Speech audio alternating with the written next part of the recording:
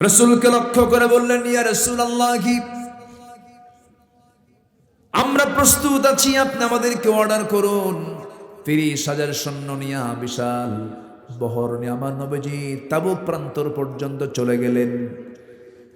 দীর্ঘদিন সেখানে অবস্থান করলেন, কিন্তু যুদ্ধ শুরু হলো না। রোমান সৈন্যবাহিনী গোটা দুনিয়ার পরাশক্তি ছিল তখন, তারা রোমান সৈন্যবাহিনী পিছপা হয়ে যখন চলে গেল, আমার নবীজি তাবুকের ময়দান থেকে বিনা যুদ্ধে ফেরত আসেন মদিনার দিকে। মদিনার মসজিদে তিনি বসে আছেন। এমন সময় একজন সাহাবী আস্তে আস্তে করে নবীর সামনে এসে বসলেন। লম্বা হাদিস, বুখারীর বর্ণনা। ওই সাহাবী নিজে হাদিসটা বর্ণনা করেছেন, কাব বিন মালিক। তিনি করলেন কি, আমার নবীর সামনে এসে আস্তে করে হাঁটু গেড়ে বসে গেলেন। রাসূলকে লক্ষ্য করে বলছেন, ইয়া রাসূলুল্লাহ, একটু কথা বলতে আসছে, আমাকে অনুমতি দিলে আমি কথা বলবো। রাসূল সঙ্গে সঙ্গে সাহাবী বলছেন, ঠিক আছে। রাসূল বলছেন, সাহাবী কি বলবে বলো। আমার নবীজি সাহাবীকে অভয় দিলেন, সাহাবী তুমি কি বলতে চাও বলো। এবার কাব বিন মালিক বলছেন, ইয়া রাসূলুল্লাহ, হাজার হাজার সৈন্য নিয়ে আপনি তাবুকের প্রান্তরে গিয়েছিলেন, কিন্তু আপনি আমাকে যেতে বলেছেন, কিন্তু আমি গড়িমসি করেছি, আমি যুদ্ধে কিন্তু যাই না, অভিযানে যাই নাই। রাসূল বলেন, কোনো কারণ ছিল না কিনা? কোনো কারণ ছিল না, গড়িমসি করেছি, অলসতা করেছি, আমি ইচ্ছা করলে যেতে পারতাম। আমার নবীজি বলছেন, কাব বিন মালিকের আর কে কে যাও নাই? হিলাল বিন উমাইয়া যায় নাই? আর কে যাও নাই? মুরারা বিন রাবিআ যায় নাই? আর কে যাও নাই? সঙ্গে সঙ্গে তিনি বলছেন, হুজুর আমি আর জানি না। আমার নবীজি তিনজনের তথ্য জেনে নিলেন। এরপরে সাহাবী করলেন কি, আস্তে করে ঘট মসজিদ থেকে রাসূল বললেন, তুমি এখন মসজিদ থেকে চলে যেতে পারো। মসজিদ থেকে বের হওয়া মাত্রই আমার নবীজি জরুরি প্রজ্ঞাপন জারি করে বললেন, ও মদিনার সমস্ত সাহাবীরা, আমার মুসলমান সাহাবীরা, তোমাদেরকে আমি জানিয়ে দিচ্ছি, আজকের থেকে এই কাব বিন মালিক, হেলাল বিন উমাইয়া, মুরারা বিন রাবিয়ার সঙ্গে সকল মুসলমানেরা তারা বয়কট করবে। সালাম দেবে না, কালাম দেবে না, ব্যবসা বাণিজ্য চলবে না, কোনো কিছুই চলবে না। এই তিনজনের সঙ্গে কোনো লেনদেন চলবে না। এই সংবাদ যখন কাব বিন মালিকের কানে চলে গেল, আসমান ভেঙে পড়ার মতো হয়ে গেল। দরজায় গিয়ে নক করছেন, স্ত্রী আমার দরজা খুলো। স্ত্রী ভিতর থেকে বলছেন, স্বামী আপনার ঘর, আপনার দরজা তো খুলে দিতেই হবে, তবে খুলবো একটা শর্তে। এই দিক দিয়ে আপনাকে দরজা খুলে আমার ঘরের মধ্যে ঢুকাবো, অন্যদিকে দরজা দিয়ে আমি বের হয়ে যাব, কারণ যে নবী আমার স্বামীর বিরুদ্ধে বয়কটের ডাক দিয়েছে, সেই স্বামীর সঙ্গে আমার কোনো সম্পর্ক থাকতে পারে না। এখানে প্রশ্ন হলো, ওই সাহাবীদের ভিতরে নামাজের কোনো অভাব ছিল নাকি? আসতে কয় কেন? রোজার কোনো অভাব ছিল নাকি? দান সদকার কোনো অভাব ছিল নাকি? কোন আমলের কোনো অভাব ছিল না, কিন্তু রাসূল বয়কট কেন করলেন? জিহাদে গড়িমসি করলো, জিহাদে অংশগ্রহণ করলেন না। আমার নবীজি তাদের বিরুদ্ধে বয়কটের ডাক যখন দিয়ে দিলেন, দীর্ঘদিন চলে গেল, কাব বিন মালিক নিজের ঘরের মধ্যে ঢুকতে পারলেন না। স্ত্রীকে রেখে ঘরের দরজা থেকে বাইরে বের হয়ে যখন আসতেছিলেন, ছোট্ট দুইটা বাচ্চা, 11 বছর 13 বছর, আস্তে করে ডেকে বলছেন, আমার সন্তানরা এদিকে আসে, আমি তোমাদেরকে আদর করে দেই।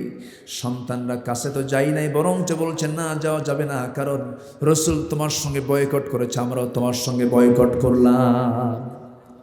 ভালোবাসবো আমরা কার জন্য? ভালোবাসবো আমরা কার জন্য? আল্লাহর জন্য। শত্রুতা করব কার জন্য? আল্লাহর জন্য। রাসূল বয়কট করেছেন, কোনো কথা নেই, কোনো কথা বলবো না আমরা। হেলাল বিন উমাইয়ার বয়স 70 বছর। কত বছর বলেন? 70 বছরের বুড়া মানুষ, যুদ্ধে তিনি যান নাই, রাসূল তাকেও বয়কট করে ফেললেন। হেলাল বিন উমাইয়ার কানে যখন চলে গেছে, বেচারা পাগলের মতো হয়ে গেছে। হেলাল বিন উমাইয়া করলেন কি, ঘরের মধ্যে তিনি একটা দড়ি শক্ত হাতে ঘর থেকে নিলেন। ঘর থেকে দড়িগুলো নিয়ে সোজা চললেন মদিনার মসজিদের সামনে। একটা শক্ত খুঁটি দেখলেন, খুঁটিতে দড়িটা বেঁধে দিয়া নিজের হাত দুটো স্বেচ্ছায় দড়িতে বাঁধলেন। দড়িতে বেঁধে মদিনার মসজিদের সামনে তাকে বেঁধে রেখে বলছে, ও হেলাল রে, তোর মতো বড় আসামি দুনিয়াতে আর কেউ নাই, তোর মতো বড় আসামি কেউ নাই। রাসূল তোর বিরুদ্ধে বয়কটের ডাক দিয়েছে, কেউ সালাম দিলে কেউ উত্তর দেয় না, আমার সঙ্গে কেউ কথা বলে না। 40টা দিন ধরে তিনি অপেক্ষার প্রহর গুনছিলেন। এমন কষ্ট করে করে 40টা দিন রাত তওবা করছেন। এই সূরা তওবার প্রেক্ষাপটে আয়াতগুলো নাজিল হয়েছে। সেই সাহাবী যখন সেজদায় পড়ে পড়ে কাঁদতেছেন, হেলাল বিন উমাইয়া কাঁদতেছেন, মুরারা বিন রাবিআ কাঁদতেছেন, কাব বিন মালিক কাঁদতেছেন। 40 দিন পার হওয়া মাত্রই আমার নবীর কাছে ওহী নাজিল হয়ে গেল, হে রাসূল وعلى الثلاثة الذين خلفوا।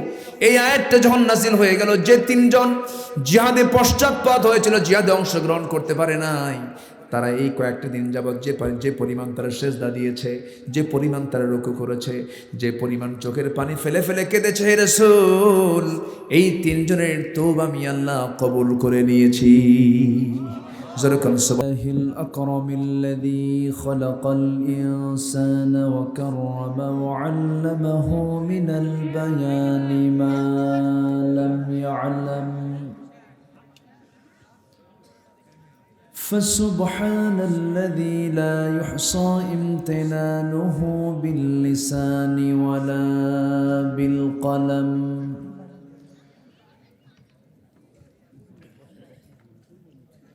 نشهد أن لا إله إلا الله وحده لا شريك له، ونشهد أن سيدنا وحبيبنا ومولانا محمدا عبده ورسوله الذي أرسله بالحق بشيرا ونذيرا وداعيا إلى الله بإذنه وسراجا وقمرا منيرا.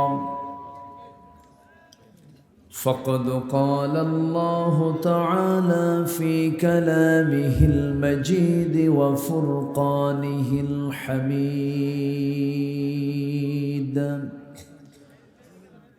أعوذ بالله من الشيطان الرجيم. بسم الله الرحمن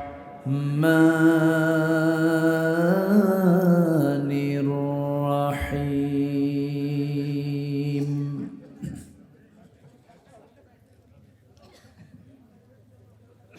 قل إن كان آباؤكم وأبناؤكم وإخوانكم وأزواجكم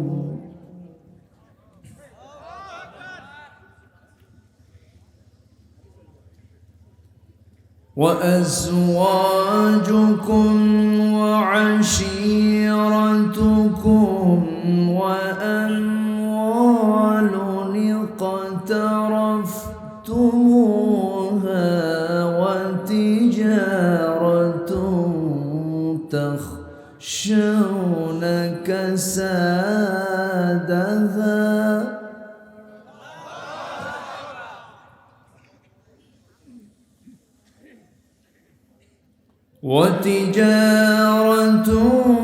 تخشون كسادها ومساكن ترضونها أحب إليكم من الله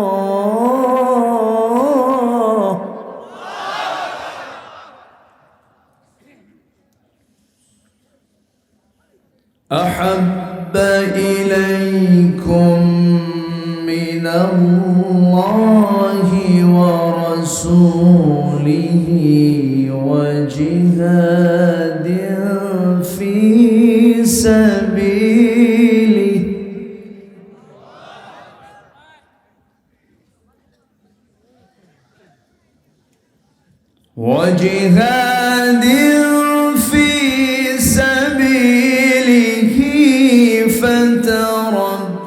فتربصوا حتى يأتي الله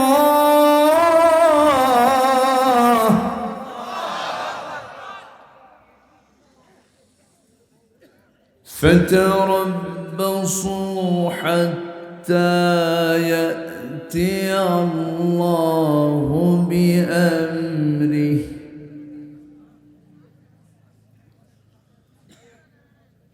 والله لا يهدي القوم الفاسقين.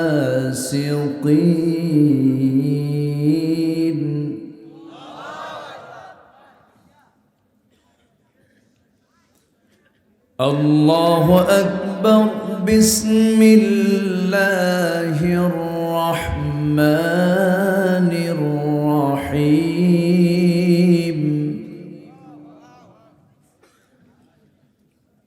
إن الله وملائكته يصلون على النبي يا أيها الذين آمنوا صلوا عليه وسلموا تسليما.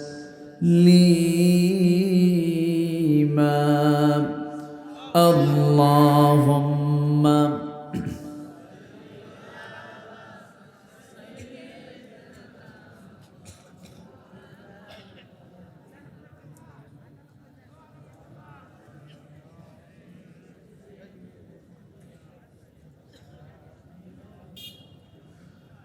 সবাই বলুন বালাগাল উলা বিকামালিহি কাশাফাত তুজা বিজামালিহি হাসুনাত জামিউ খিসালিহি সাল্লু সূরতি ইউসুফ বিদারি হিকমতে লুকমান ইমাম قاری قرآن باری یہ ہے دل سادمان ما بلغ العلا کشف التجا بجماله حسنت جميع خصاله সাল্লু। সম্মানিত ভাইয়েরা, কই ব্যাগগুলো গেল কই? পেছন দিয়ে আবার দৌড় মারেনি তো? হ্যাঁ জি, আসুন আমরা সময় ক্ষেপণ না করে মূল আলোচনার দিকে চলে যাচ্ছি। আমি যেন কোন সূরা থেকে কথা বলতে চেয়েছি বলেন তো? সূরা তাওবা। মনে রাখতে হবে, সূরা তাওবা থেকে আমি কিছু কথা বলতে চাচ্ছিলাম। তাওবা মানে হলো টু ব্যাক, ফিরে আসা। চুরি করেছি আর করব না, বান্দার হক নষ্ট করেছে আর করব না, মিথ্যা বলেছে আর বলবো না, মিথ্যা সাক্ষী দিয়েছে আর দেব না। এক কথায় বান্দা সকল হারামকে বর্জন করার নিয়ত করে যদি সে আল্লাহর দিকে ফিরে আসতে চায়, আল্লাহ তাকে মাফ করবেন। আল্লাহ তাকে কি করবেন? তৌবা কবুলের 5টা শর্ত আছে। নাম্বার 1 হলো তৌবা হতে হবে কার জন্য? নাম্বার 2 হলো তৌবা কবুল হবে গুনাহ ত্যাগের মানসিকতা যদি নিজের মধ্যে যদি জাগ্রত হয়। নাম্বার 3 পূর্বের যে অপরাধ করা হয়েছে তার জন্য যদি লজ্জিত হয়। নাম্বার 4 আগামীতে কোনো অপরাধে নিজেকে জড়াবো না, এই সিদ্ধান্ত যদি নেওয়া হয়।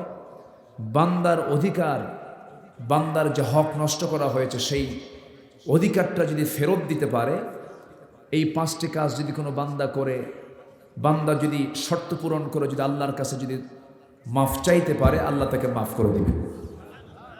সেই সূরা তাওবা থেকে আমি কিছু কথা বলতে চাচ্ছি। সূরা তাওবার 24 নম্বর আয়াত। কয় নম্বর আয়াত বলেন? 24 নম্বর আয়াত। আমার কথা কি সবাই শুনতে পাচ্ছে? ভলেন্টিয়ার যারা ব্যাগ নিয়ে তারা মঞ্চের দিকে না এসে আমার মনে হয় ক্যাশিয়ারের কাছে তার হাতে হস্তান্তর করলে এনাফ হয়ে যাবে। এখানে আবার এটা কাউন্ট করলে এটার সাউন্ড মাহফিলের আলোচনার পরিবেশকে একটু বিঘ্নিত করবে। আসুন আমরা এখন মূল আলোচনার দিকে চলে যাচ্ছি। আমরা যে কিতাবের আলোচনা শুনতে এসেছি, এই কিতাব দুনিয়ার কিতাব না আসমানি কিতাব? বলেন দুনিয়ার না আসমানি? এই কোরআন মূলত কার রচনা? দিয়েছেন আমাকে আপনাকে। যিনি আসমান বানিয়েছেন, যিনি জমিন বানিয়েছেন, যিনি সূর্য চালান, যিনি চাঁদ চালান, যিনি আকাশ চালান, জমিনে বিচরণশীল সমস্ত প্রাণীকে চালান, সে আল্লাহর পক্ষ থেকে এই কিতাবটা আমাকে আপনাকে দেওয়া হয়েছে। এর মধ্যে কি আপনাদের মনে হয় কোনো সন্দেহ আছে? আসতে বলবেন না, সন্দেহ আছে? নাই। সন্দেহ হতো যদি এটা মনুষ্য রচিত হতো। মানুষের রচিত এটা কিতাব নয়, এটা সম্পূর্ণ কার দেওয়া? আসতে বলবেন না, কার দেওয়া? আল্লাহর দেওয়া। সেই মহান রব্বুল আলামিন আমাকে আপনাকে এই কিতাব দিয়েছেন। আল্লাহ তাআলা বান্দাকে যত প্রকার নিয়ামত দিয়েছেন, এর মধ্যে শ্রেষ্ঠ নিয়ামত যদি খুঁজে বেড়াই, সূরা রহমান নামক একটা সূরা আছে। এই সূরার ভিতরে আল্লাহ রাব্বুল আলামিন বান্দাকে বারবার ফাবিআইয়ি আলাই রাব্বিকুমা তুকাযযিবান বলে বারবার বান্দাকে প্রশ্ন করছেন, বান্দা তুমি আমার কোন কোন নিয়ামতের অবদানকে অস্বীকার করতে পারো? সেই সূরা রহমানের মধ্যে আল্লাহ রাব্বুল আলামিন শুরুতেই বলেছেন কোরআনের কথা। আল্লাহ বলছেন, যারা পারেন ঠোঁট মিলিয়ে বলুন, আর রহমান আল্লামাল কুরআন খালাকাল ইনসানা আল্লামাহুল বায়ান। যিনি রহমান, যিনি দয়ালু, বান্দাকে দয়া করে কোরআন শিক্ষা দিয়েছেন। আমার বন্ধুগণ, আল্লাহর পক্ষ থেকে বান্দার প্রতি যত নিয়ামত আছে, এর মধ্যে শ্রেষ্ঠ নিয়ামত, শ্রেষ্ঠ রহমত বান্দার জন্য এই কোরআন। জোরে বলি সুবহানাল্লাহ।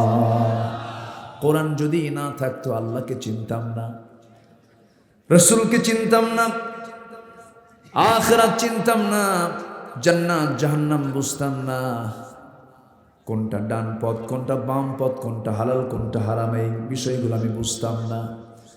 আমার আল্লাহ কোরআনটা দিয়ে দিয়েছেন, সঠিক পথটা আমরা কোরআন থেকে খুঁজে পেয়েছি।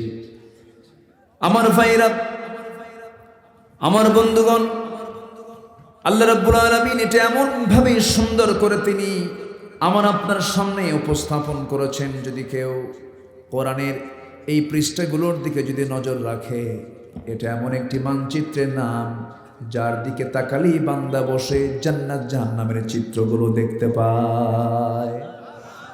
জান্নাত এবং জাহান্নামের বাস্তব চিত্র যদি কেউ দেখতে চায়, তাহলে কোরআন নামক মানচিত্রেই সব আল্লাহ তাআলা ফুটিয়ে তুলেছেন। রসুলকে যদি কেউ দেখতে চায়, রসুলকে দেখার জন্য কোরআন নামক আয়নাটাই যথেষ্ট।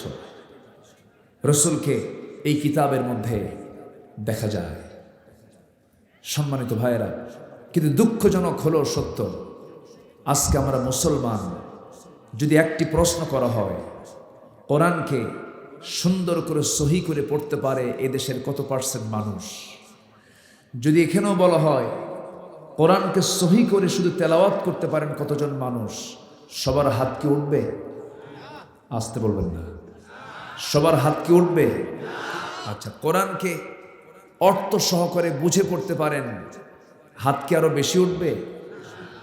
কোরআনকে অর্থ সহ, তাফসীর সহ পড়ে বুঝতে পারেন, এমন হাত কি আরো বাড়বে না আরো কমবে?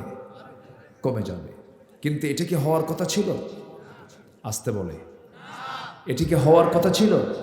কেন হলো এটা? শিক্ষা জাতির মেরুদণ্ড, শিক্ষা জাতির মেরুদণ্ড, কিন্তু কোন শিক্ষা? শিক্ষাটা কোনটা?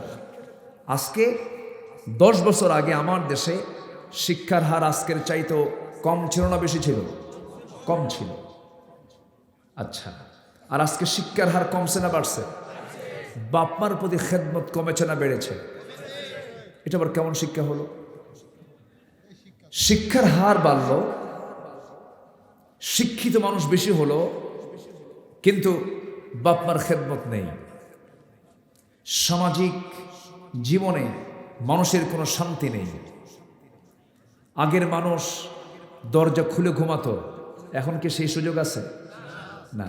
চুরি ডাকাতি, ছিনতাই, রাহাজানি, খুন, খারাপি, মদ, নেশা, এগুলোর পরিমাণ কমছে না বাড়ছে?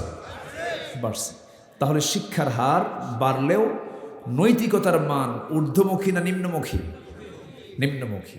তাহলে এখানে বুঝতে হবে যে আমরা শিক্ষা অর্জন করছি বটে, কিন্তু সেই শিক্ষা দিয়ে মানবতার কোনো কল্যাণ হচ্ছে না।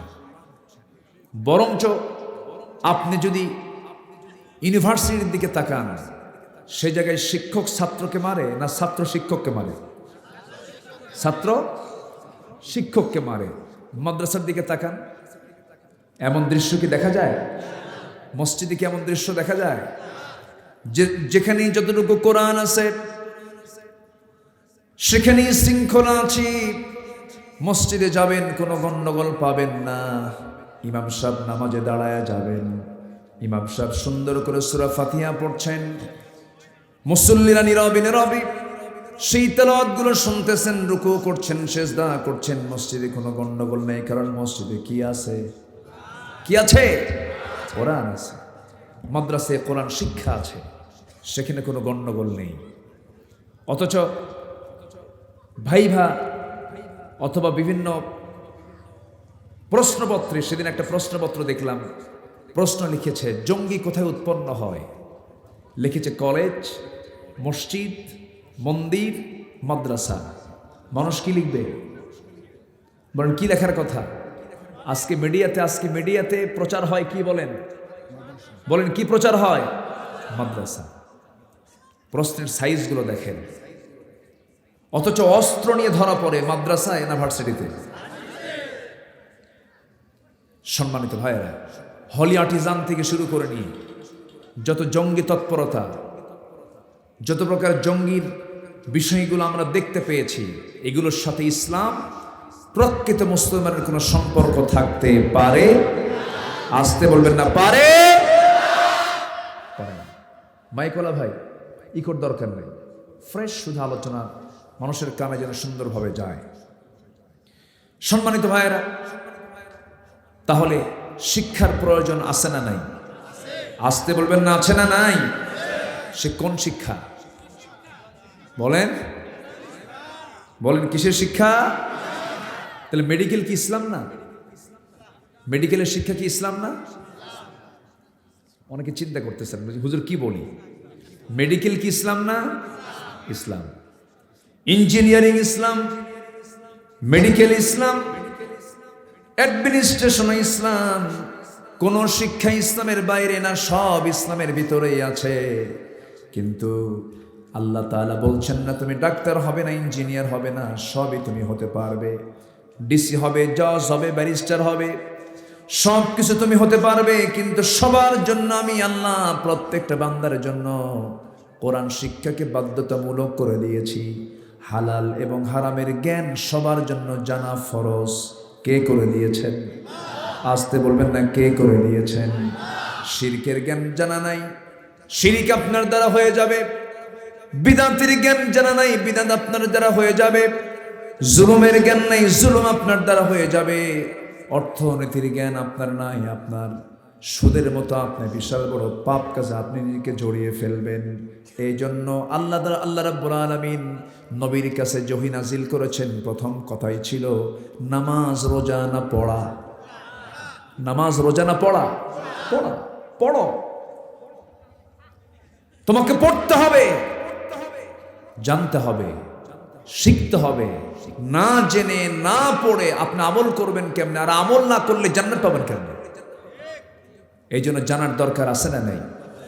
আমার দেশে যারা নেতৃত্ব দেয় তাদের মুখ থেকে যখন এই জাতীয় কথা শুনি আমরা, আগামীকালকে ঈদুল আজহার জানাজা নামাজ 8টায় অনুষ্ঠিত হবে। কি এলেম দেখেন! এই সমস্ত লোকগুলো আবার আলেমদেরকে ভুল ধরতে আসে। ডাক্তারের ভুল ধরতে পারে, ইঞ্জিনিয়ারের ভুল ধরতে পারে, আলেমের ভুল ধরতে পারে। আলেমের ভুল কখনো জালেমরা ধরতে পারে না। কষ্ট পাচ্ছেন? আলোচনা চালাই, জোরে বলি ইনশাআল্লাহ। আমার ভাইরা, এই জন্য আমাকে আপনাকে জানতে হবে যদি জেনে যাই আমাকে কেউ ঠকাতে পারবে না, অন্ধ হলে তো চরম বেকায়দা, জান্নাত পেতে হলে আমাকে আপনাকে ইলম হাসিল করতে হবে।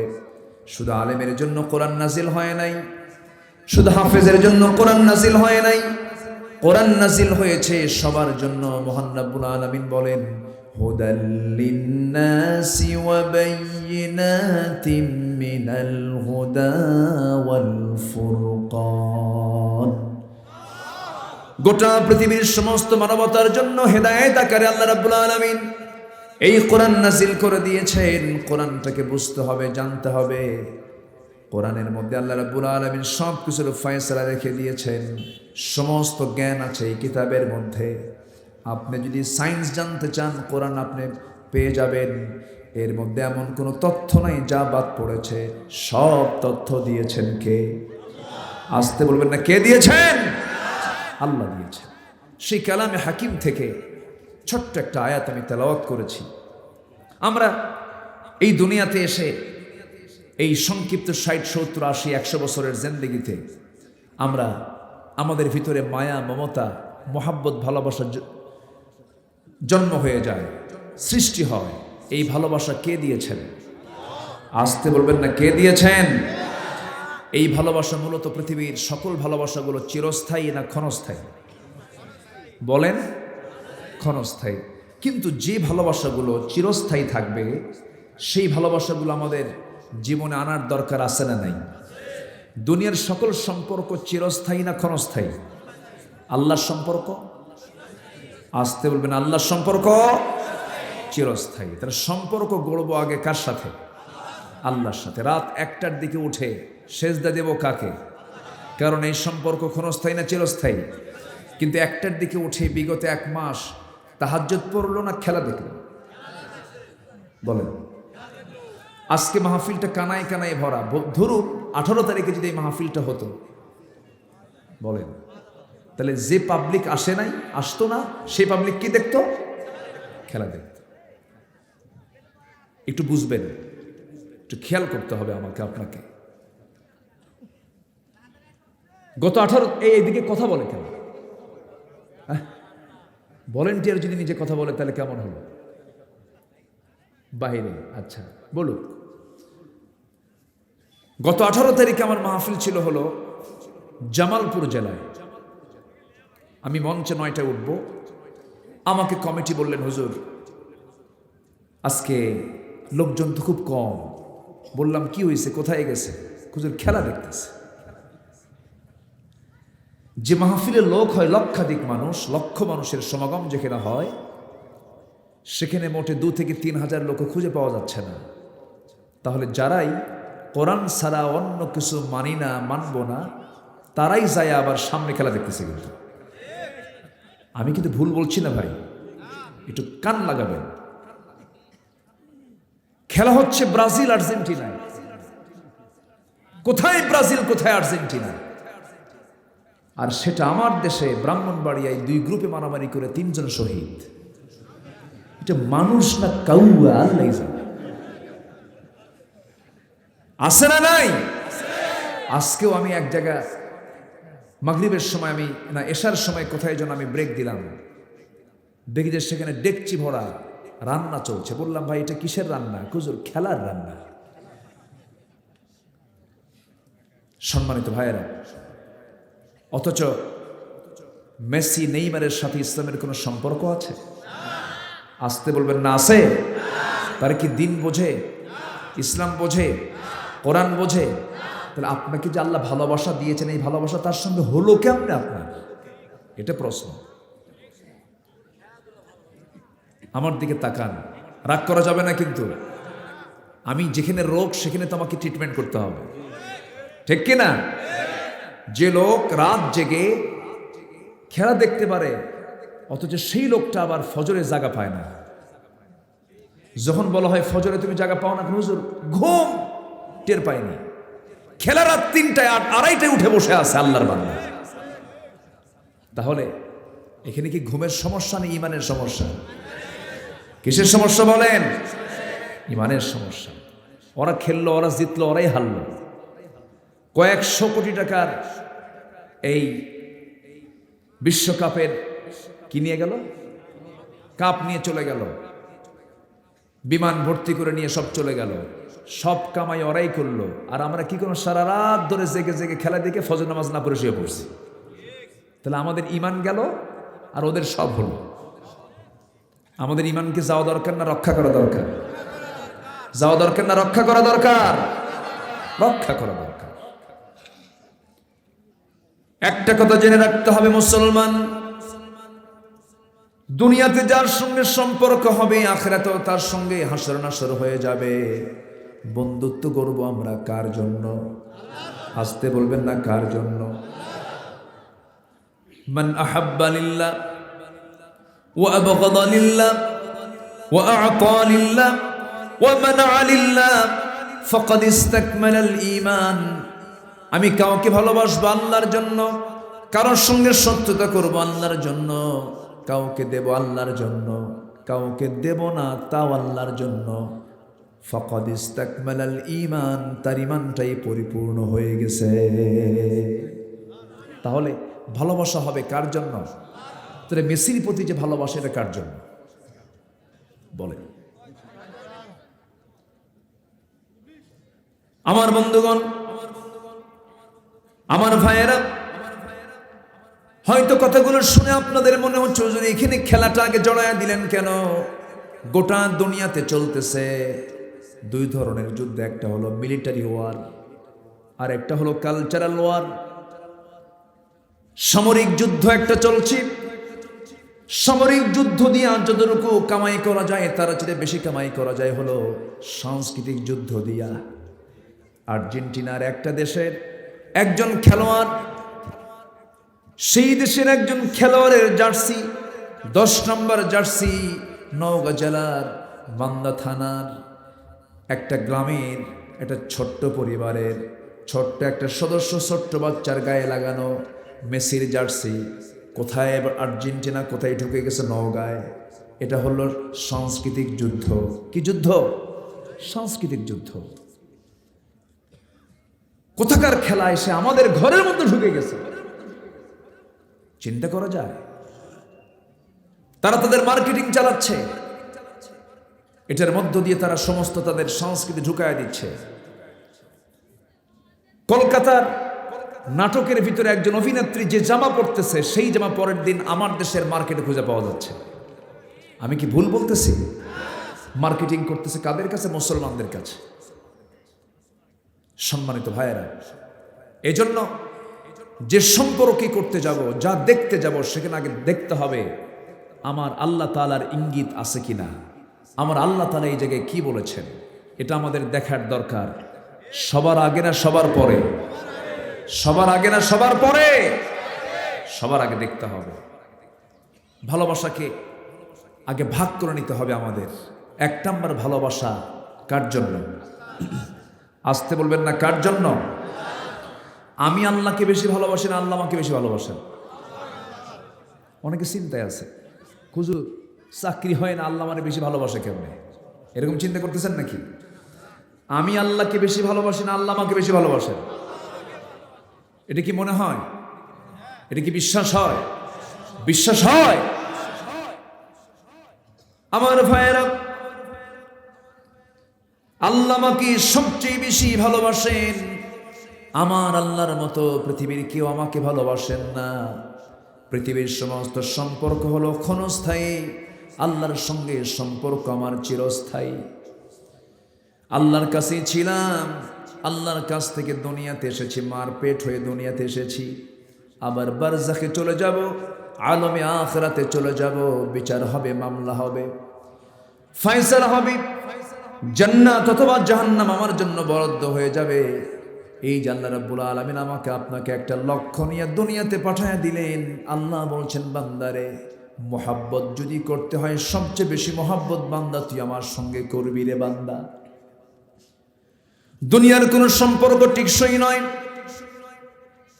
তোমরা যদি আল্লাহর ভালোবাসা পেতে চাও, ফাত্তাবিউনি, আমার আনুগত্য তোমরা করো, আমার আদর্শ তোমরা মেনে নাও, আমি রাসূল আমার সমস্ত সুন্নাহগুলোকে তোমরা মেনে নাও, তাহলে কি হবে? ইউহিব্বুকুমুল্লাহ, আল্লাহ তোমাদেরকে ভালোবাসবেন এবং তোমাদের জীবনের সমস্ত গুনাহগুলোকে সব একাকার করে মাফ করে দিবেন। জোরে কোন সুবহানাল্লাহ। সব মাফ করে দিবেন। আমার ভাইয়েরা, শর্ত হলো রাসূলকে আনুগত্য করতে হবে, আল্লাহর আনুগত্য করতে হবে। আতিউল্লাহ ওয়া আতিউর রাসূল ওয়া উলিল আমরি মিনকুম ফাইন তানাযা'তুম ফি শাইইন ফারুদ্দুহু ইলাল্লাহি ওয়ার রাসূল। জোরে বলুন আল্লাহু আকবার। তোমরা আল্লাহর আনুগত্য করবে, নবীর আনুগত্য করবে এবং তোমাদের মধ্যে যারা লিডার তাদের তোমরা আনুগত্য করবে। সেই লিডারটা হবে নামাজি না বেনামাজি? আল্লাহর দল না মানুষের দল? আল্লাহর দল না মানুষের দল? নামাজি না বেনামাজি? নামাজি। এমন লোকের তোমরা আনুগত্য তোমরা করবে। আল্লাহ বলছেন বান্দার আনুগত্যের কোনো খেলাফ তুমি করবে না, আমি আল্লাহ তোমাকে সাহায্য দিয়ে তোমাকে বিজয় দিয়ে দেব। আমার বন্ধুগণ, তাহলে পিতামাতা, সন্তান সন্ততি, ভাই বোন, আত্মীয় স্বজন, উপার্জিত সম্পদ এবং ব্যবসা, বাসস্থান, যা কিছু আছে সকল কিছুর চাইতে বেশি ভালোবাসবো আমরা কাকে? আসতে বলবেন না কাকে? নাম্বার 2 হচ্ছেন মুহাম্মদ সাল্লাল্লাহু আলাইহি ওয়াসাল্লাম। এরপর আল্লাহ বলছেন ওয়া জিহাদিন ফি সাবিলি, এবং আল্লাহর রাস্তায় জিহাদ করাকে যারা বেশি পছন্দ মনে করবে না। আমার বন্ধুগণ, পারিবারিক একটা টান আছে না নাই? অর্থের টান আছে না নাই? ব্যবসার টান আছে না নাই? জিহাদকে প্রাধান্য না দিলে পরে আল্লাহর গজব চলে আসবে। আল্লাহ তাদেরকে ফাসিক বলে সম্বোধন করেছেন, আল্লাহু লা ইয়াহদিল কওমাল ফাসিকিন। আমার ভাইয়েরা, একটা প্রেক্ষাপট মনে পড়ে গেল, আরেকটা প্রেক্ষাপট বলবো নাকি? বলবো? আগ্রহ আছে এখনো? মায়েরা মাহফিল আছে নাকি? এই মায়েরাও আছে মাহফিল এখনো? খুব সুন্দর বলি আলহামদুলিল্লাহ। না, আজকে পুরুষরাও তো মাশাআল্লাহ। আমি খুবই খুশি, খুবই খুশি। 99% মানুষ মাহফিল এখনো প্রেজেন্ট আছেন, বলি আলহামদুলিল্লাহ। শিখি 1% 2% তো একটু নড়াচড়া হবেই। এত বড় মাহফিলে এতগুলো লোকের মাঝে কিছু লোক তো একটু নড়াচড়া করবেই। তবে যারা এসেছেন আমি সবাইকে ধন্যবাদ জানাচ্ছি, বলছি আলহামদুলিল্লাহ। আমার ভাইয়েরা, জিহাদকে যে প্রাধান্য দেবে না, সকল কিছুর ঊর্ধ্বে যে জিহাদকে যে গুরুত্ব দিবে না, আল্লাহ তাআলা তাকে ফাসেক বলে এখানে ইঙ্গিত দিয়েছেন। একটা ছোট্ট প্রেক্ষাপট আমার মনে পড়লো। আমার নবীজি সারা জীবন যুদ্ধ পরিচালনা করেছেন 86টা। কয়টা বলেন?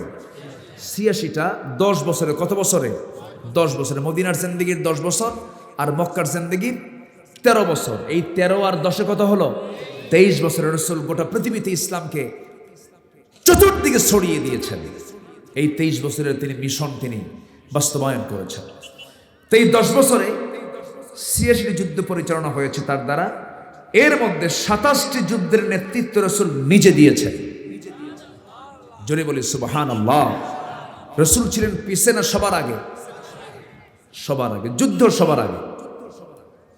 তাবুক অভিযানের সময় আমার নবীজি মদিনার মসজিদ থেকে বললেন, কে কে আছো এই তাবুকে যাবে?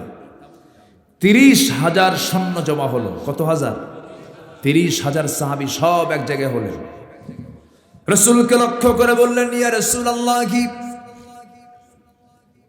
আমরা প্রস্তুত আছি, আপনি আমাদেরকে অর্ডার করুন।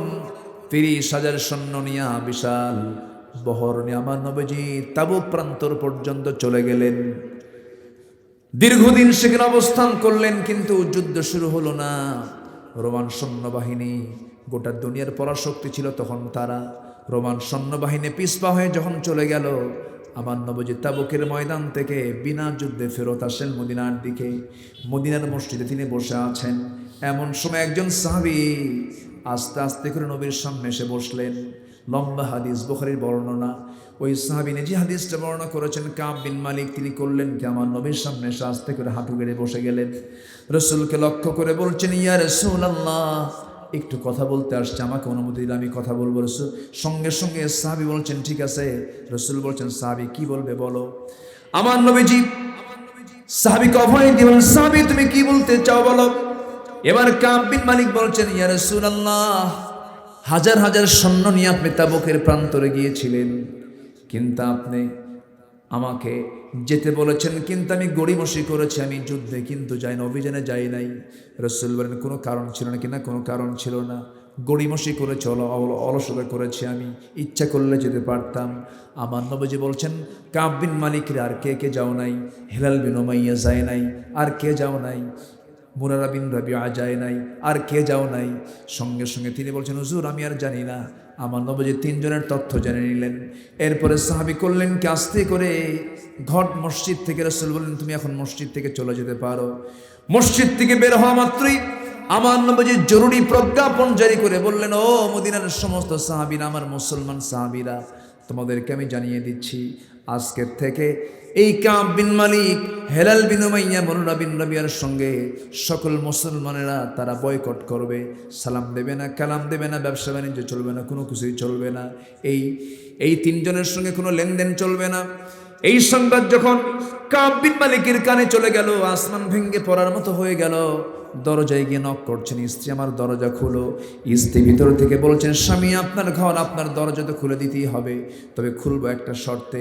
এই দিক দিয়ে আপনাকে দরজা খুলে আমার ঘরের মধ্যে ঢুকাবো, অন্যদিকে দরজা দিয়ে আমি বের হয়ে যাব, কারণ যে নবী আমার স্বামীর বিরুদ্ধে বয়কটের ডাক দিয়েছে, সেই স্বামীর সঙ্গে আমার কোনো সম্পর্ক থাকতে পারে না। এখানে প্রশ্ন হলো, ওই সাহাবীদের ভিতরে নামাজের কোনো অভাব ছিল নাকি? আসতে কয় কেন? রোজার কোনো অভাব ছিল নাকি? দান সদকার কোনো অভাব ছিল নাকি? কোন আমলের কোনো অভাব ছিল না। কিন্তু রাসূল বয়কট কেন করলেন? জিহাদে গড়িমসি করলো, জিহাদে অংশগ্রহণ করলেন না। আমার নবীজি তাদের বিরুদ্ধে বয়কটের ডাক যখন দিয়ে দিলেন, দীর্ঘদিন চলে গেল, কাব বিন মালিক নিজের ঘরের মধ্যে ঢুকতে পারলেন না। স্ত্রীকে রেখে ঘরের দরজা থেকে বাইরে বের হয়ে যখন আসতেছিলেন, ছোট্ট দুইটা বাচ্চা, 11 বছর 13 বছর, আস্তে করে ডেকে বলছেন, আমার সন্তানরা এইদিকে আসো, আমি তোমাদেরকে আদর করে দেই। সন্তানরা কাছে তো যাই নাই, বরঞ্চ বলছেন, না যাওয়া যাবে না, কারণ রাসূল তোমার সঙ্গে বয়কট করেছে, আমরাও তোমার সঙ্গে বয়কট করলাম। ভালোবাসবো আমরা কার জন্য? ভালোবাসবো আমরা কার জন্য? আল্লাহর জন্য। শত্রুতা করব কার জন্য? আল্লাহর জন্য। রাসূল বয়কট করেছেন, কোনো কথা নেই, কোনো কথা বলবো না আমরা। হেলাল বিন উমাইয়ার বয়স 70 বছর। কত বছর বলেন? 70 বছরের বুড়া মানুষ, যুদ্ধে তিনি যান নাই, রাসূল তাকেও বয়কট করে ফেললেন। হেলাল বিন উমাইয়ার কানে যখন চলে গেছে, বেচারা পাগলের মতো হয়ে গেছে। হেলাল বিন উমাইয়া করলেন কি, ঘরের মধ্যে তিনি একটা দড়ি শক্ত হাতে ঘর থেকে নিলেন। ঘর থেকে দড়িগুলো নিয়ে সোজা চললেন মদিনার মসজিদের সামনে। একটা শক্ত খুঁটি দেখলেন, খুঁটিতে দড়িটা বেঁধে দিয়া নিজের হাত দুটো স্বেচ্ছায় দড়িতে বাঁধলেন। দড়িতে বেঁধে মদিনার মসজিদের সামনে তাকে বেঁধে রেখে বলছে, ও হেলাল রে, তোর মতো বড় আসামি দুনিয়াতে আর কেউ নাই, তোর মতো বড় আসামি কেউ নাই। রাসূল তোর বিরুদ্ধে বয়কটের ডাক দিয়েছে, কেউ সালাম দিলে কেউ উত্তর দেয় না, আমার সঙ্গে কেউ কথা বলে না। 40টা দিন ধরে তিনি অপেক্ষার প্রহর গুনছিলেন। এমন কষ্ট করে করে 40টা দিন রাত তওবা করছেন। এই সূরা তওবার প্রেক্ষাপটে আয়াতগুলো নাজিল হয়েছে। সেই সাহাবী যখন সিজদায় পড়ে পড়ে কাঁদতেছেন, হেলাল বিন উমাইয়া কাঁদতেছেন, মুরারা বিন রাবিআ কাঁদতেছেন, কাব বিন মালিক কাঁদতেছেন। 40 দিন পার হওয়া মাত্রই আমার নবীর কাছে ওহী নাজিল হয়ে গেল, হে রাসূল, ওয়া আলা সালাসাতিল্লাযিনা খুল্লিফু। এই আয়াতটা যখন নাজিল হয়ে গেল, যে তিনজন জিহাদে পশ্চাৎপদ হয়েছিল, জিহাদে অংশগ্রহণ করতে পারে নাই, তারা এই কয়েকটা দিন যাবৎ যে পরিমাণ তারা সেজদা দিয়েছে, যে পরিমাণ তারা রুকু করেছে, যে পরিমাণ চোখের পানি ফেলে ফেলে কেঁদেছে, হে রাসূল, এই তিনজনের তওবা আমি আল্লাহ কবুল করে নিয়েছি। যেরকম সমান প্রশ্ন হলো, তওবা তো কবুল হলো, ঠিক আছে, কিন্তু তাদের কি কোনো নামাজের কোনো অভাব ছিল নাকি? আসতে অভাব ছিল নাকি? জিকির আজকের কোনো অভাব ছিল নাকি? দাড়ির কোনো কমতি ছিল নাকি? সুন্নতের আমলের কোনো ঘাটতি ছিল নাকি? কিন্তু রাসূল বয়কট করলেন কেন? কি জন্য? 1 নম্বর কারণ হলো জিহাদের ময়দানে গড়িমসি করার কারণে। আল্লাহু আকবার বলেন। ভাবতেছেন সস্তা সস্তা কিছু আমল কইরা সবার সাথে বন্ধুত্ব গড়ে তুলে, মুনাফিক, ফাসিক, জালেম সবার সঙ্গে বন্ধুত্ব সম্পর্ক গড়ে তুলে, নামাজ কালাম পইরা, টাকা আছে হজ কইরা, দান সদকা মসজিদ একখান বানায়া সস্তায় জান্নাতে যাব, এত সস্তা জান্নাত নয়। বুকের তাজা রক্ত বিলিয়ে দিয়ে হাসতে হাসতে যারা ইসলামের জন্য জীবন দিচ্ছে, তারাও জান্নাত পাবে। আপনি সস্তা আমল করে জান্নাত পাবেন, এতটা সহজ জান্নাত নয়। জান্নাত পেতে হলে সবচেয়ে বেশি ভালোবাসতে হবে কাকে? নাম্বার 2 মুহাম্মদ সাল্লাল্লাহু। এবং এই আয়াতের অনুকূলে আরেকটা হলো, সেটা হচ্ছে কি? ওয়া জিহাদিন ফি সাবিলিহি, এবং জিহাদ করতে হবে কার পথে? আল্লাহর পথে। সকল কিছুর চাইতে জিহাদকে বেশি ভালোবাসতে হবে। যদি এই 3টা কাজ যদি আমরা করতে পারি, রহমত প্রাপ্ত বান্দা হব কার? আল্লাহ। সম্মানিত ভাইয়েরা, মন তো চাই কথা বলি, কিন্তু শীতের রাত, অনেক মা বোন বাচ্চা কাচ্চা নিয়ে আসছেন, অনেক দূর থেকে আসছেন, সব দিকেও খেয়াল করা দরকার। আমার তো শুধু এক রাত না, আমার তো সামনের রাতও আছে, মাহফিল আছে। তো আমি আমার বক্তব্যের শেষের দিকে শুধু ফিনিশিং দেওয়ার জন্য বলতে চাই, একটু মনোযোগ দিয়ে শুনবেন। 1 নম্বর হলো আমাদের ভালোবাসার যে খাতগুলো আল্লাহ পাক এখানে দেখিয়েছেন, পিতা, সন্তান, ভাই, স্ত্রী, আত্মীয় স্বজন, উপার্জিত সম্পদ, ব্যবসা, বাসস্থান, এই সব কিছুর ভালোবাসার চাইতে ভালোবাসা বেশি রাখতে হবে, প্রাধান্য দিতে হবে কাকে? আসতে বলবেন না, কাকে? আল্লাহ আমাকে জান্নাত দিতে চেয়েছেন, বিনিময় করে 2টা জিনিস দেব আমরা আল্লাহর পথে, একটা জান আর একটা কি? মাল। এটা কে চেয়েছেন? আল্লাহ চেয়েছেন। এমন কি প্রস্তুতি সবার আছে? প্রস্তুতি সবার আছে? সুদ কি এলাকায় আছে নাকি? ও সুদ রেখেও সুদের কোনো কারবার করা যাবে? এই মুহূর্তে কেউ উঠবেন না, ভাববো ওই লোকটি সুদ খায়। বসেন। সামাজিক কিছু প্রবলেম আছে না নাই বলেন? এই সুদ কি ওয়াজ করে বন্ধ হবে? সমাজে জেনা আছে না নাই? জেনা কি ওয়াজ করে বন্ধ হবে? আচ্ছা, সমাজে ঘুষ আছে না নাই? ঘুষ কি ওয়াজ করে বন্ধ হবে? মদের দোকান নওগাঁ জেলায় আছে না নাই? ওয়াজ করে কি মদের দোকান বন্ধ হবে? তাহলে এগুলোকে বন্ধ করার জন্য জিহাদের দরকার আছে না নাই? জমিন আল্লাহর দিন কায়েমের দরকার আছে না নাই? নামাজ কায়েম হলে সেই সমাজে সুদ থাকবে না, জেনা থাকবে না, ব্যভিচার থাকবে না। অতএব নামাজ শুধু আমরা পড়বো না, নামাজ কায়েমের সংগ্রামে আমরা অগ্রণী ভূমিকা পালন করব। এই আশাবাদ কামনা করছি। আল্লাহ সবাইকে তুমি আল্লাহ কবুল করো। মা বোনরা আসছে মাহফিলে? আসছে তো? মা বোনরা কি নামাজ পড়ে? আচ্ছা, বোরকা পড়ে? কি বোরকা পড়ে? টাইট? আপনি দেখলেন কেমনে? ও আচ্ছা।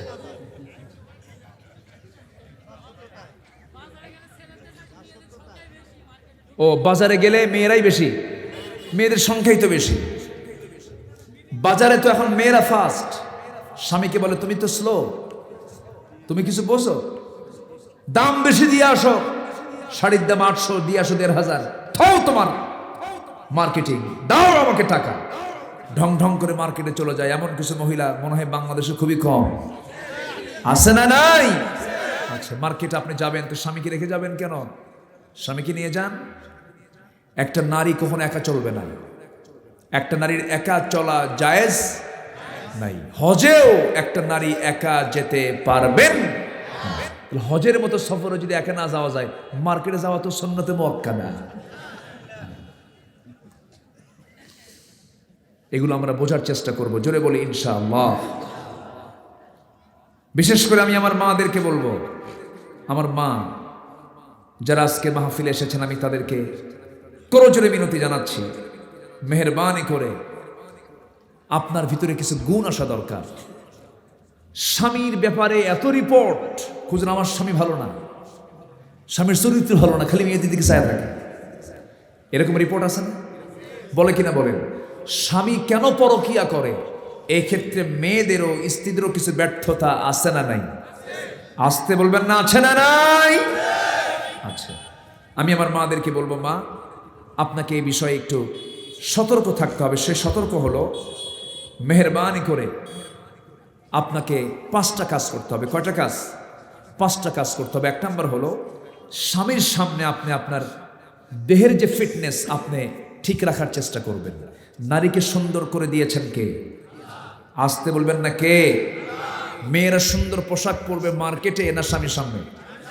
স্বামীর সামনে সেনা শাড়ি, মার্কেটে যেতে একদম জামদানি শাড়ি। দেখছো? ঠিক বিয়ে করছো? ঠিক কইছে কি? বিয়ে কিন্তু করেই নেই ও। ঠিক এর ব্যাঠিক কি বুঝলো? করতে পরিবেশ পরিস্থিতি বলতেছে, এটা করা যাবে না। আপনাকে সাজতে হবে স্বামীর সামনে। কার সামনে? স্বামীর সামনে। আপনার সকল সৌন্দর্য স্বামীর জন্য আপনি বরাদ্দ করুন, সকল সৌন্দর্য স্বামীর জন্য আপনি প্লেস করুন। নাম্বার 1, নিজেকে ধ্বংসের দিকে ঠেলে দিবেন না। নিজের চুলের যত্ন নিবেন, নিজের দেহের যত্ন নিবেন, নিজের শরীরের যত্ন নিবেন। এই যত্নটা নিয়ে নিজে ওয়ালা তুলকু বিআইদিকুম ইলা তাহলুকা, নিজকে ধ্বংসের দিকে না ঠেলে দিয়ে নিজের যত্ন আপনাকে নিতে হবে। এরপরে আপনি কি করবেন? নাম্বার 2 হলো আপনার স্বামীকে সন্তুষ্ট করার জন্য আপনি প্রাণান্তকর চেষ্টা চালাবেন। আপনাকে মেধাবী হওয়া দরকার, ইন্টেলেকচুয়াল হওয়া দরকার।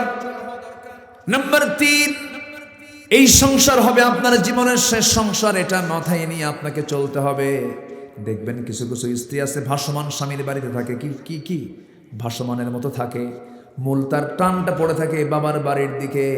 মাঝে মাঝে হাই হ্যালো হয়, বাবার সঙ্গে ঘন ঘন কথা হয়, বাপও কম না। মেয়েকে বলে, মা তোর স্বামীর ঘরে তুই কেমন আছিস ভালো করে বলবি, যদি কিছু বলে আমারে বলবি খাইয়া ফেলাবো। এরকম কিছু শ্বশুর আছে না নেই বলেন তো? এই দুষ্ট শ্বশুর কিছু আছে, সংসার ভাঙ্গার এরা মহাজন আছে। এগুলো কথা কি বলার দরকার আছে না নাই?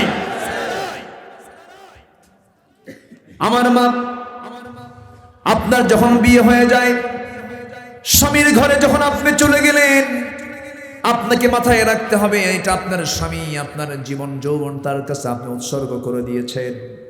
আপনার সন্তানের মা হয়ে যাবেন অথবা মা হয়েছেন, এটি আপনার শুরু, এটাই আপনার শেষ। আপনার সম্পূর্ণ ভালোবাসাটা আপনি আপনার স্বামীর জন্য উজাড় করে দেন।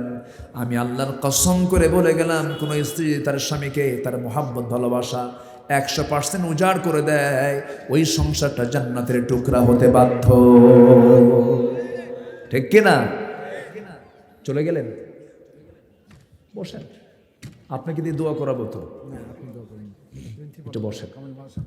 কোথায় উনি? কি আজকের মাহফিলের সভাপতি মহোদয়? আমি তো ভাবছি আপনি। হাই, আমি ভাবলাম কারে। আর হুজুর আসেন, আপনি কোনো ক্ষমা নাই, আপনাকে আসতে হবে, আমরা দোয়া করবো তো, আপনাকে নিয়ে দোয়া করবো। আসেন আসেন আসেন আসেন, একটু কষ্ট। ওস্তাদ আসেন আসেন। একটা কামিল মাদ্রাসার প্রিন্সিপাল মানে কি জানেন? আল্লাহু আকবার। আমি তাকে বসায় রেখে কথা বলছিলাম। আল্লাহ তুমি তাকে আমাদের মাঝে দীর্ঘদিন আমাদের মাঝে সুস্থ অবস্থায় বাঁচিয়ে রাখো। জোরে বলি আল্লাহুম্মা আমিন। হাজারো আলেমের উস্তাদ তিনি, উস্তাজুল আসাতিজা। জি, আমি আর সব দিকে তাকাচ্ছি, আমি আর সময় নেব না। আমরা ওনার অনুমতি নিয়ে আমরা আস্তে আস্তে দোয়ার দিকে চলে যাবো। ফজর পড়বো তোমরা সবাই ইনশাআল্লাহ। আল্লাহ তুমি সবাইকে কবুল করো। জোরে বলি আল্লাহুম্মা আমিন। জি, সবাই নামাজের মতো করে বসি, নামাজের মতো করে বসি। ধৈর্য ধারণ করার শক্তি দাও গো মেহেরবান, আমায় দাও গো মেহেরবান। বুকের ভেতর ব্যথার নদী বইছে অবিরাম, বইছে বইছে অবিরাম। ঠিক কিনা? ধৈর্য ধারণ করার শক্তি দাও গো মেহেরবান, আমায় দাও গো মেহেরবান। আধার আমার আলো দিয়ে কানাই কানাই দাও ভরিয়ে, আধার আমার আলো দিয়ে কানাই কানাই দাও ভরিয়ে। অন্তর জুড়ে দাও গো প্রভু, অন্তর জুড়ে দাও গো প্রভু ভোরের পাখির গান।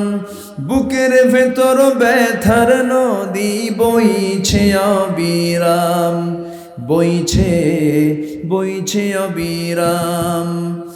ধৈর্য ধারণ করার শক্তি দাও গো মেহেরবান, আমায় দাও গো মেহেরবান। কেউ তো মারহাবা বললেন না, কিছুই বললেন না। যারা আল্লাহর কথা বলে, আল্লাহর পথে চলে, আল্লাহকে ভালোবেসে সপেছে জীবন। তাদের কিসের ভয়, কি করে পরাজয়, শহীদি তামান্নাতে নাচে তার মন। যারা আল্লাহর পথে চলে, আল্লাহর কথা বলে, আল্লাহকে ভালোবেসে সপেছে জীবন। তাদের কিসের ভয়, কি করে পরাজয়, শহীদি তামান্নাতে নাচে তার মন।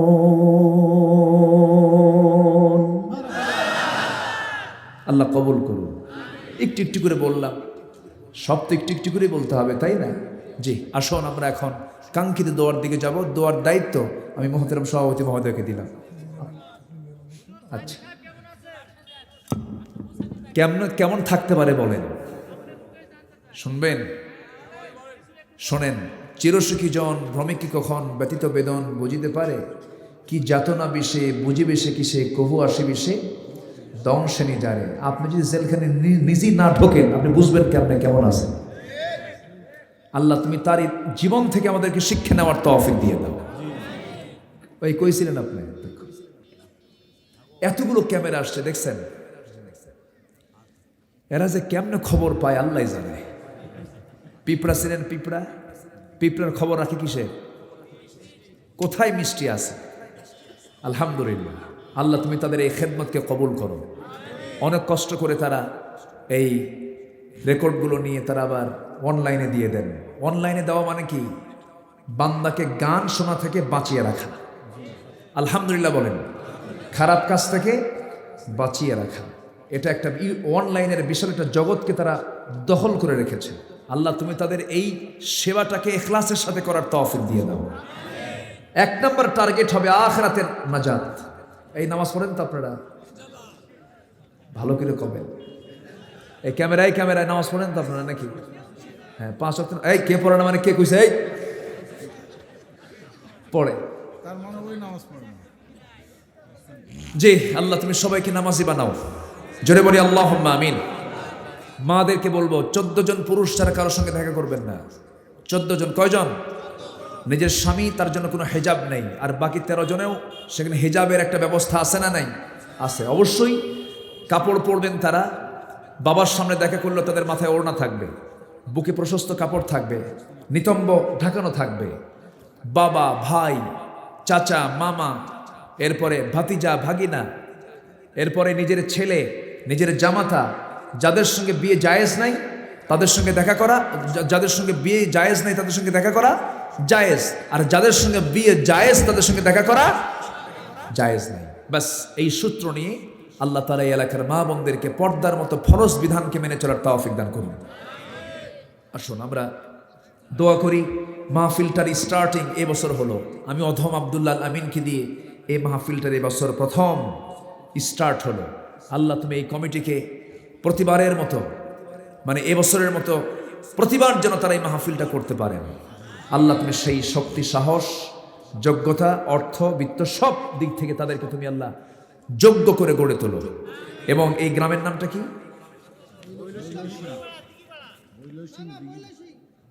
কি নাম? এই নাম মুখস্থ করতে তো 3 দিন লাগবে। বৈলো সিং।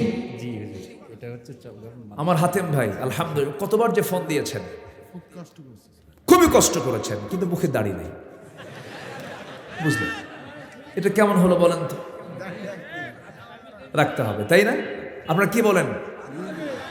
রাখতে হবে তো? জি, আল্লাহ তুমি তাকে দাড়িওয়ালা বানাও। আপনাদের দাড়ি রাখার দরকার নেই। যে আওয়াজ দিচ্ছেন মনে হয় উনি দাড়ি রাখলে উনি জান্নাতে যাক, আমাদের জান্নাতে যাওয়ার দরকার নেই। সবার দাড়ি রাখার দরকার আছে না নাই?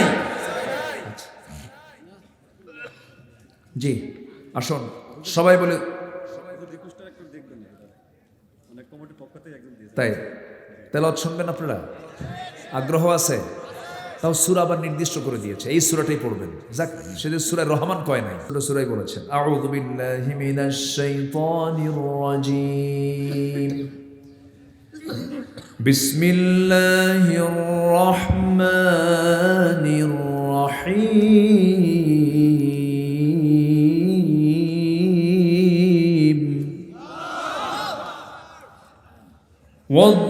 والضحى والليل إذا سجى ما ودعك ربك وما قلى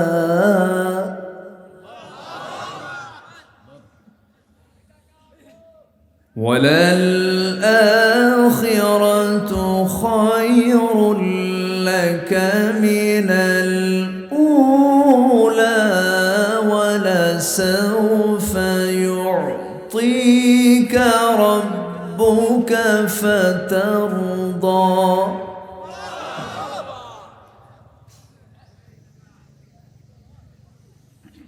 ألم يجدك يتيما فآوى ووجدك ضالا فهدى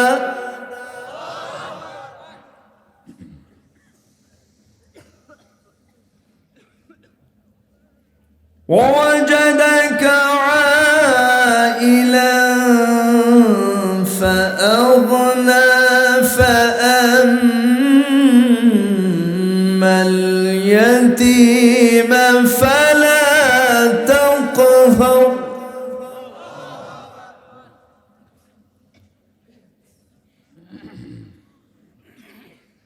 وأما السائل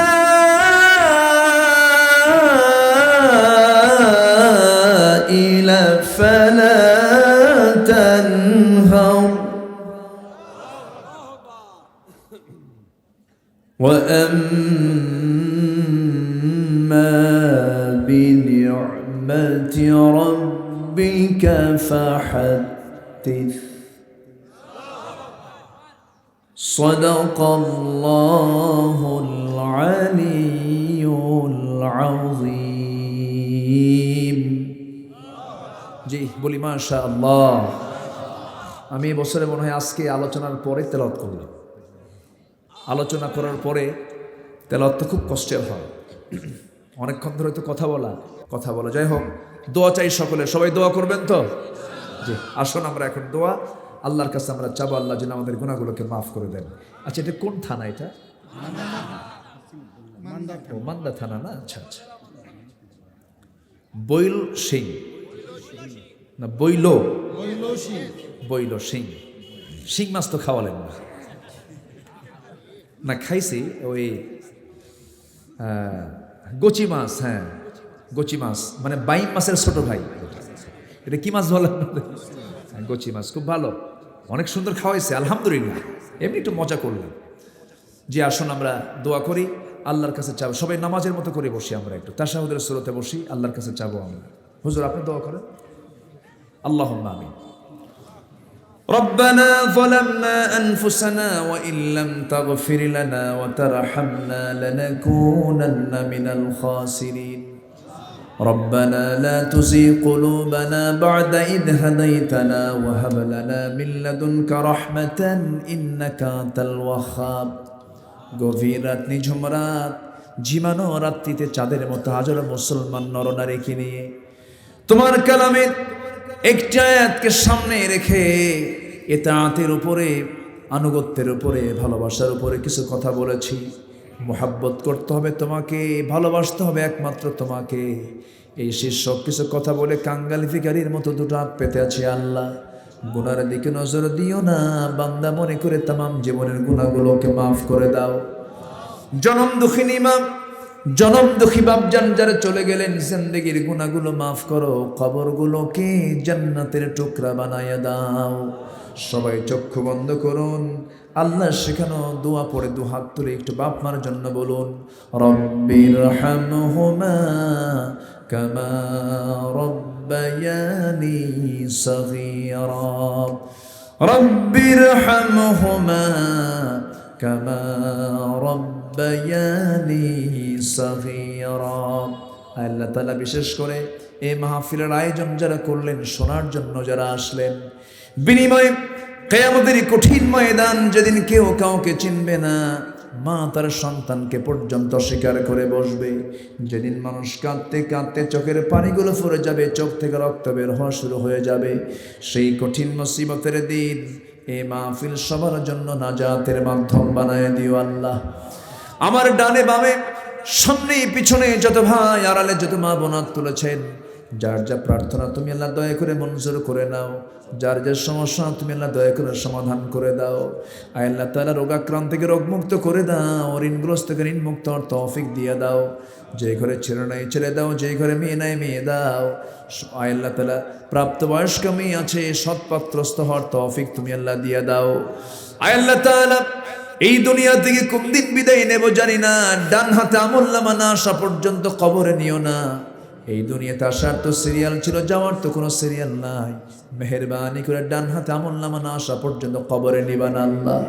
আল্লাহ গো, তোমার বান্দাগুলোকে এমন সময় হাত তুলেছে যে সময় দোয়া কবুলের সময়, তাহাজ্জুদের সময়। আল্লাহ আমাদের হাতগুলো ফিরাইয়া দিও না। আশেপাশে কত মাইয়াত শুয়ে আছেন, আয় আল্লাহ তাআলা ইমানি হালাত নিয়ে যারা দুনিয়া থেকে বিদায় নিলেন, কবরগুলোকে জান্নাতের টুকরা বানাইয়া দাও। আল্লাহ গো, চোর গুন্ডা বদমাশ মাস্তানরা প্রকাশ্যে ঘুরে বেড়ায়, তোমার মোহাব্বতের বান্দারা পাখিরা কেমনে খাঁচার মধ্যে বন্দিতে থাকে। মেহেরবানি করি কোরআনের পাখিগুলো কি খাঁচা মুক্ত হয়ে মুক্ত আকাশে বাতাসে তোমার কোরআনের গান গাওয়ার তৌফিক তুমি আল্লাহ দিয়া দাও। এই দুনিয়াতে আসার তো সিরিয়াল ছিল, যাওয়ার তো কোনো সিরিয়াল নাই। মেহেরবানি করে ডান হাতে আমলনামা না আসা পর্যন্ত মৌত দিবা না। যেদিন মরে যাব আমাকে টেনে হেঁচড়ে সবাই নিয়ে চলে যাবে কবরের দিকে। কবরের শয়ে দেবে, বাঁশ চাপা দেবে, মাটি চাপা দেবে, ওই যে বিদায় দিবে, আর কোনোদিন খোঁজ নিতে যাবে না। আল্লাহ, আমার দেহ এত দুর্বল, আমার দেহ পচে যাবে বাঁশ পচার আগেই।